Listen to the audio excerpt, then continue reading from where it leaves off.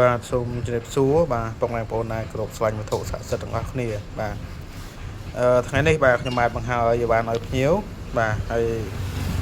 ភ្ញៀវដែលគាត់កំងនេះគឺគាត់យកឈើមិនគាត់មកបាទហើយគាត់កំងជាតួអង្គបាទព្រះអង្គលកដៃប្រណំបាទចំនួន8អង្គបាទបងប្អូនណាគាត់កំងដូចគ្នាទាំងអស់បាទ8អង្គហើយសាងចេញពីក្លឹមបាទចំបៃបាទប្រភេទក្លឹមចំបៃបាទហើយចម្លាក់គឺយើងឆ្លាក់ដោយដៃ 100% បាទហ្នឹងហើយគាត់កំងចំនួន8អង្គបាទហើយខាងនេះគឺប្រភេទកលាបដែរបាទកលាបដែលយើងដាក់9ដាក់អីហ្នឹងបាទគាត់កំងបាន8កលាបដែរហ្នឹងហើយក្លឹមចំបៃដូចគ្នាបាទបងប្អូនណាក្លឹមចំបៃដូចគ្នាបាទតែគាត់បឺតប្រេងណាលើលាបប្រេងហើយលាបប្រេងហើយគឺបឺតចូលអស់ហ្មងបាទហើយសាច់អត់សូវរលោងដូចប្រភេទឈើតាន់ទេបាទក្លឹមចំបៃនេះឈើ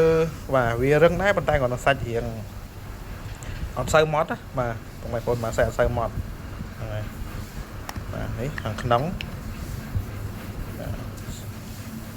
ស្អាតបងប្អូនណាបាទក្លាប់នេះហើយសម្រាប់នៅខាងក្នុងបាទហើយគាត់កំងចំនួនបាន8ដែរបាទ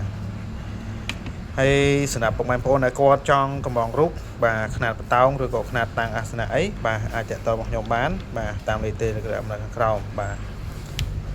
ឬក៏ចង់ជាវរបស់ខ្ញុំក៏បានបាទនឹងអាចតាក់ទងបានបាទហើយសម្រាប់ទីតាំងគឺនៅខាងស្រុកអង្គស្នូខេត្តកណ្ដាលបាទផ្លូវជាតិលេខ4បាទ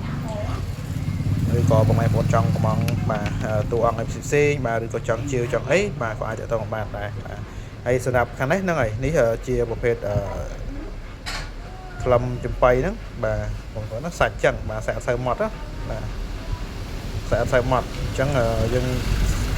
ធ្វើឲ្យបានសារឡូបានល្អឯកសារប្រភេទក្លឹមចំបៃឈើអត់សូវម៉ត់បាទ